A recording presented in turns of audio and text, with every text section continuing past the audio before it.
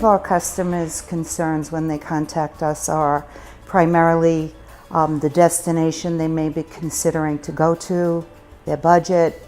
They're often concerned about the credibility and the reviews of the various resorts.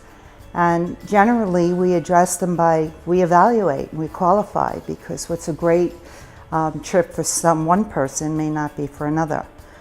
We try to find out where they've been before, what they enjoy doing. We try to inquire about their tastes in terms of, do they want to be pampered?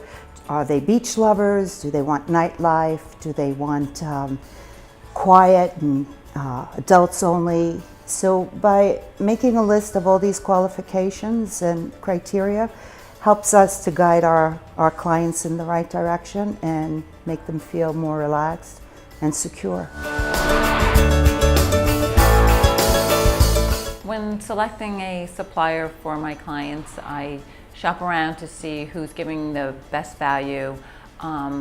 We work with suppliers who we trust, who we have relationships with, who we know we can count on 24/7, because people are contacting us 24/7. It's not a 9-to-5 type of job. And we need to know that they're going to stand behind what we offer to our clients. We generate our own honeymoon leads by having an office in a wedding center. Every 2 months we have a bridal show where we have 25 brides come to meet all the vendors in the wedding center. And most of the time it works out where we do get the leads. Usually it's mainly honeymoons because they're coming there to pick the vendors for their wedding already.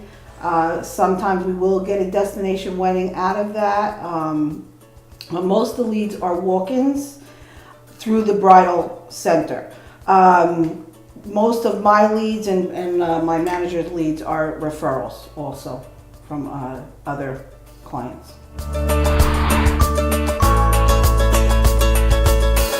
Some tips in selling to the honeymoon market, I would say, is you have to be very patient. Some honeymooners come in and know what they want right away, but a lot of them don't. And young people today are very well traveled, want something different, and you have to really listen to what they say, because they may be saying, oh, I want this, this, and this, but they're really saying something else totally. And you just have to take your time, map it out, and give them a few options to say, okay, if you have this budget, maybe Hawaii won't be for you, but St. Lucia is an alternative. That would be a little bit less costly and closer to home. So you really just have to kind of hear what they're really saying to go forward with it.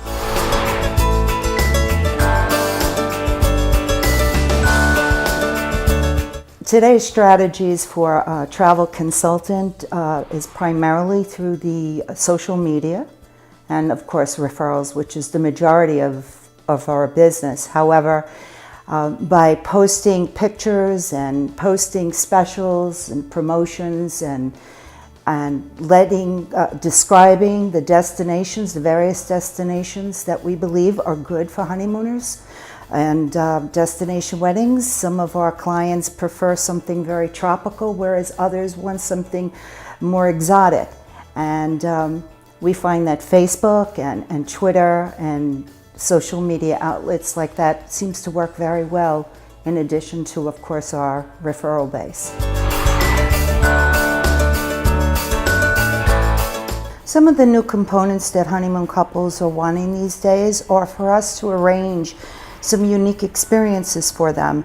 For example, I just booked a South Africa honeymoon, and there is a famous tree house along the Kruger Park, and my honeymoon couple wants a reservation up in this tree house, and we prearrange that. We prearrange spa treatments.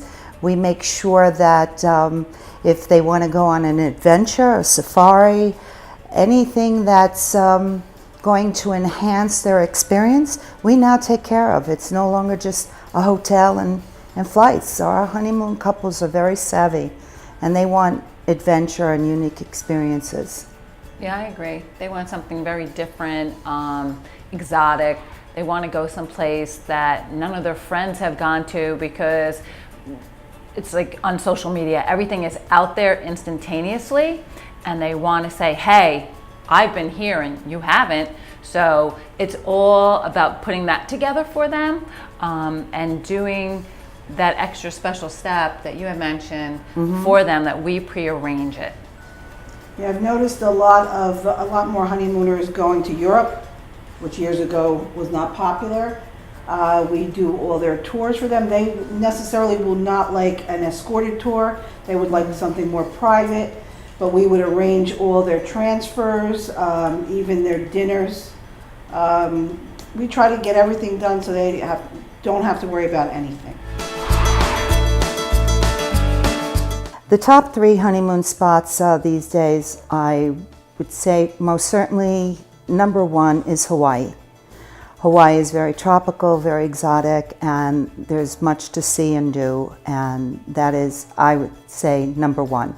Number 2 would probably be the Riviera Maya or the Cancun area, and that's simply because there are many resorts there that are all inclusive, they're tropical, they're upscale, and the honeymoon couple doesn't have to worry about their end cost, because everything is priced from the very beginning, so their drinks are included, their food. It's not that long of a trip. The beaches are beautiful, and there are many adult-only resorts to select in that area.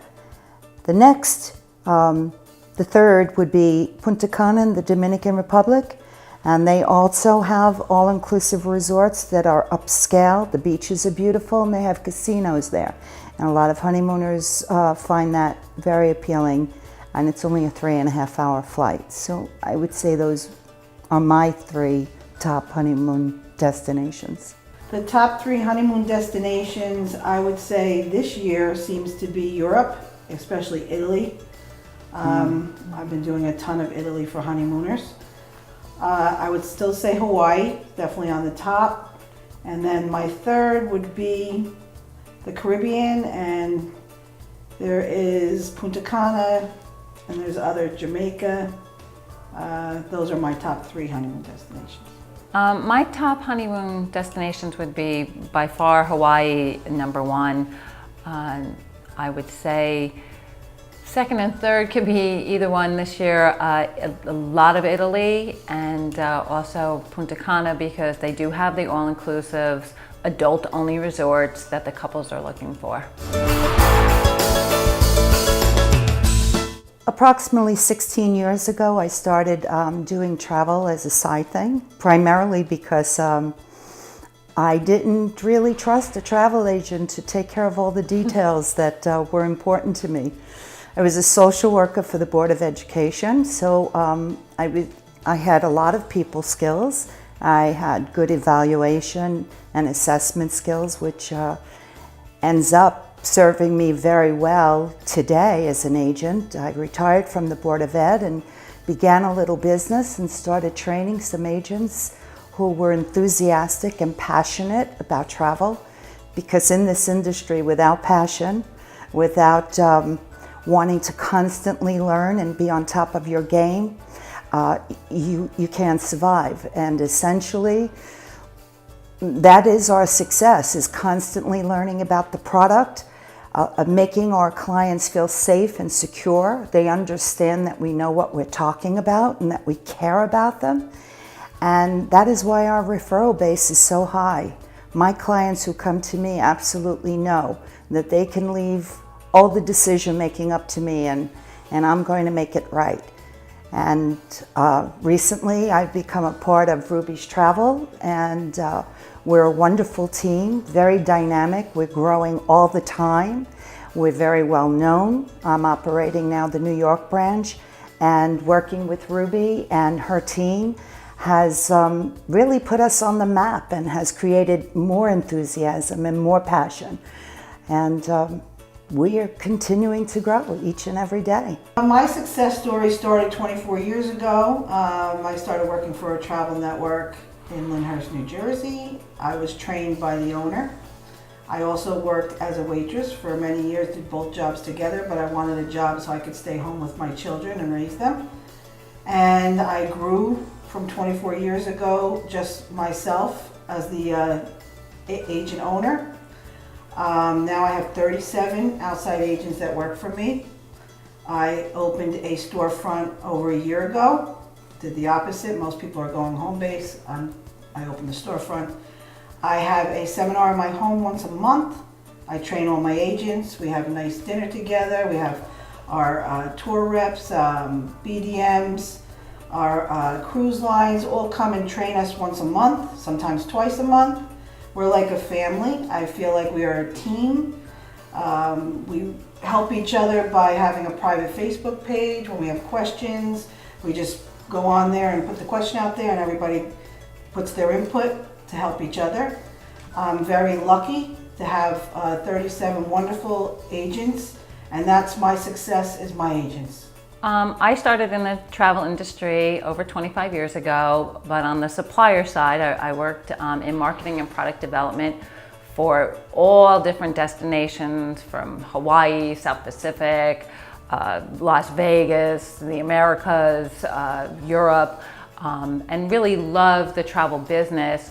I did that for about 20 years, and unfortunately, when the economy tanked in 2007, there was a mass layoff, and I, didn't know what I wanted to do, but I still wanted to stay in travel, and I joined Ruby as she was started to grow her business, and really just kept what I love to do, the passion for travel, but in the opposite way, where now instead of developing the product for agents to sell, I am the agent selling it to clients for Ruby, and have now become the manager of all of her agents except the New York branch, and in the wedding center as well, I'm the manager.